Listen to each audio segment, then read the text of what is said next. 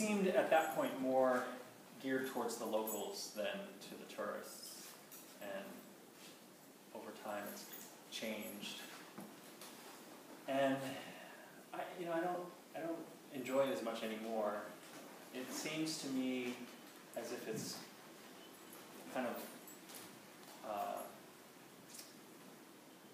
it's playing a version of itself. It's like I don't know if you've ever seen North by Northwest with Cary Grant, but Cary Grant is playing himself in North by Northwest. He's sort of playing the version of himself that his audience wants to see. And it's a great performance. It's Cary Grant and it's Alfred Hitchcock. But it's not quite as compelling as a lot of his earlier roles. So I feel that way with Kennebunkport, that it's playing this version of itself that the tourists want to see. And there's not as much room to breathe anymore. There's not as much room to be something different if it wanted to be. And so I'm kind of feeling that way a little bit about the Old Port in Portland, and it's kind of scaring me a little. Although it is Portland's a city, so it's never really going to lose the rough edges. It's always going to have that room to breathe. But when I go to the Old Port, I feel a lack of Amadeus music and movies on Exchange Street and all these things that just used to kind of have more life. Fortunately, we'll always have the bars. But one of my favorite places was Fresh Market Pasta. I don't know if any of you remember that. Let's go there. And that's where my story is going to begin. When I lived in Portland Hall, another completely disappeared thing from Portland, I used to wait every Friday for when the Casco Bay Weekly would come out, another disappeared thing from Portland. Because at the back of the Casco Bay Weekly were the $2 coupons for Fresh Market Pasta. And for somebody in college, and the Portland Hall food was just horrible. That was the ticket, because Fresh Market Pasta had this gourmet pasta, and you would just go through this line, and they would heat up the pasta for you, and it was a great cheap meal, and it was filling, and it was delicious. So at the time, I had this friend Mike, and Mike was a really good friend, but he was the kind of friend that you get through shared experiences. I'm not sure if we would become friends now. It was because we were going through college together. And we were specifically going through this thing called the honors program at USM. And I hate the name of it because it sounds like we're like eggheads or something. But it actually wasn't an honors program. An honors program traditionally is a place where you just go to your regular classes and you just get extra work. But this was a whole other curriculum. It had its own house. It had its own little community. And actually, the people they wanted in the program were not actually the ones with the great GPAs. It was the people who wanted something more out of their education, something perhaps, for lack of a better word, a little more spiritual. They wanted their classes to mean something to their lives rather than just as a career move. Which is why it took me a long time to find my career path. But, so Mike and I were going through this program together. Now Mike and I were we had that friendship where we would go around and we had the kind of Abbott and Costello routine going on. And actually what people would claim about us was that we were an old married couple, which at the time I was often both kind of tickled by and disturbed by. But it was because we knew each other really well. And so Mike was the one who started this, this was his running gag with me, was that if he would ask me something like, hey, where did you park the car? And I would pause for a second, and in that split second he would roll his eyes and say, when I was 6, which meant that's how I would always start telling a story. Not when I was 6, but I would always need to start somewhere else, because you can't tell this story without telling this story without telling this story. And so he never got a straightforward answer, which is what he was always looking for. Mike was really he was a philosophy major, he was really into philosophy, and so he would often accuse me of things using philosophy. So we were at an all-you-can-eat pizza place once, and at that point I could eat whole pizzas. I was just stuffing my face with this pizza, and he stopped and he looked at me and said, "You are like Dostoevsky's Underground Man. You're eating that pizza out of spite." And he was serious. Like, he's not just making a joke. He's really contemplating my eating of this pizza. So in the honors program, you would read all these books throughout Western civilization. And the class we were in was the modern age. And you went through each kind of stage of Western civilization. We were in the modern age, so we were reading, Nietzsche and Dostoevsky and all these things. And we had a poem assigned to us. It's this epic book-long poem. It doesn't matter if you haven't read it, but it's Paterson by William Carlos Williams. So Mike and I were at Fresh Market Pasta, and we got our meal and we sat down, and we were talking about we would always talk about the books we were reading. And I started eating my pasta. I got a piece of bread, and I put my pasta on my bread. And he just stops, and he says, no, hold on. You do not put pasta on bread. That is some kind of existential, you're just flaunting something to the universe. And I'm like, everybody puts pasta on their bread. What are you doing? He had never seen this before.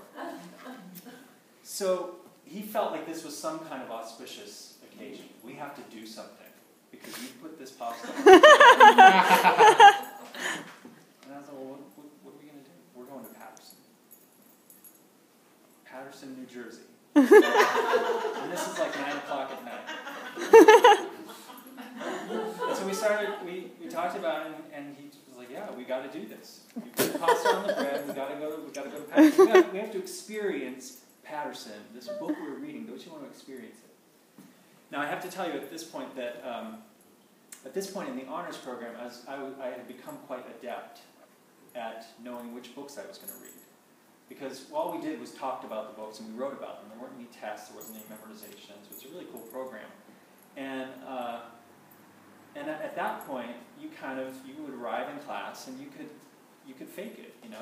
Somebody would start the conversation, and they'd be like, well, I don't like how, Nietzsche's writing this about this. And you'd say, yeah, I totally agree with John, what he's saying. And then, the professor would be like, wow, Adam's really into Nietzsche. Meanwhile, I would just focus on the books that I was really into. At that point, I was really into Emerson that was assigned. And I was deep into that. And I didn't want to waste my time reading this poem, Paterson, by William Carlos Williams. So I had never read it. But Mike was steeped in it. He loved this thing. He said, we got to go to Paterson. So this is my unexpected encounter. My encounter with Paterson. So we hop in the car. It's 10 o'clock at night at this point. And we drive to Paterson, New Jersey. I would be unable to do this at this point in my life. So it's pitch dark. We get there. And the sun is just coming up. And we find this hillside over the city. And just curiosity, how many of you have ever been there? Okay, all right. So there's kind of a fog on the town.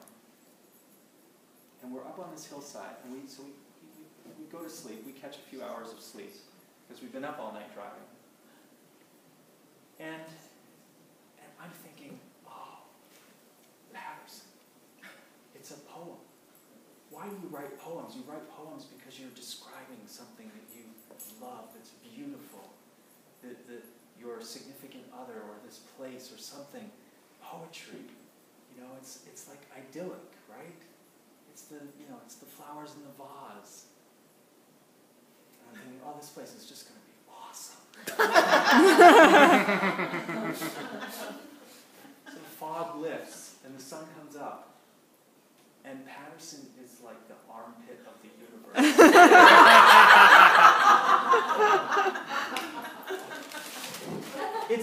We're in a class called the Modern Age, where our professor is constantly saying all that is solid melts into air. Like, there's nothing left to stand on. Religion's gone, everything's gone. So it's a poem, it's a modern poem, so it's, written about something that this guy's really conflicted about. So we go down into Patterson, and it's, it's Mike, so he's dragging me along everywhere. And we find out that it's the home of,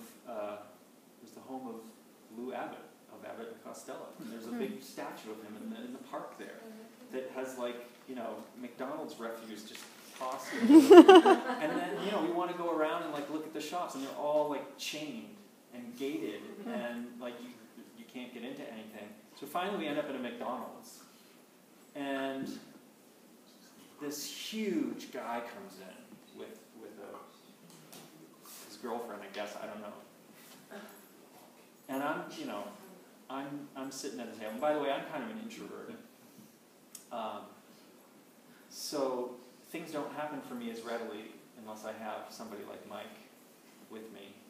So Mike, he wants to know all about Patterson. So he just goes up to this guy and it's like, hey, what's it like living in this city? So apparently this guy's a drug dealer. And Mike's just chatting away with this guy. He's like, Adam, come on over. No, I'm okay. We get to the falls, and the falls is a big part of the poem. And again, I'm thinking, there's got to be some beautiful place. And I'm picturing maybe the falls. We get to the falls. It's kind of paved over.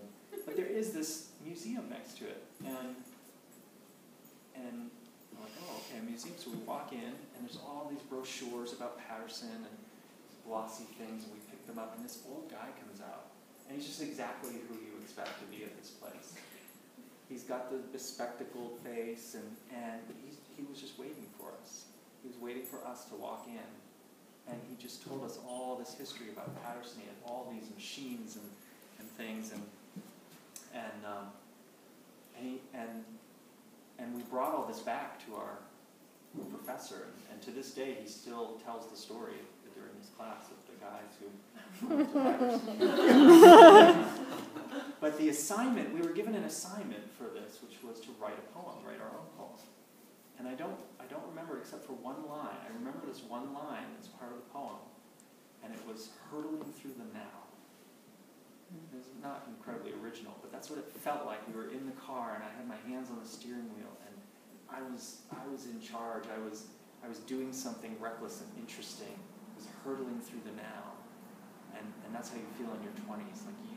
You're making this happen, and then now I'm realizing that it's not this steering wheel. I'm on this roller coaster, and I'm hurtling through the now, but it's going by really quickly. And you realize that it's kind of these ups and downs where sometimes things seem to go slowly, but then whoosh, and it's gone. And that's kind of how I felt the day before my wedding. Was that it's the car just before the peak. It's like, oh, is this going to happen? And when is this going to happen? You're so anxious for it, and then whoosh, now I've been married for 4 years. And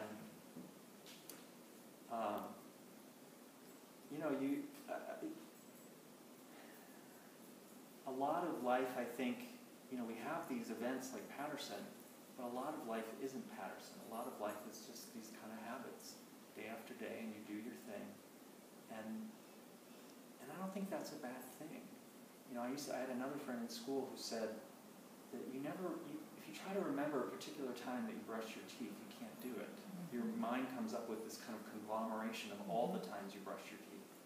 And that's kind of what it's like, But that's not a bad thing, because when I think of a conglomeration of all my life, the 4 years so far with my wife, it's a nice conglomeration. And it's kind of a glowing thing. And so I want to say that